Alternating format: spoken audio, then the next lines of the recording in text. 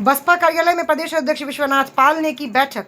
11 जुलाई की महासभा की तैयारियों की समीक्षा। सदर विधानसभा में होने वाले आयोजन को लेकर कार्यकर्ताओं को दिए जरूरी दिशा निर्देश।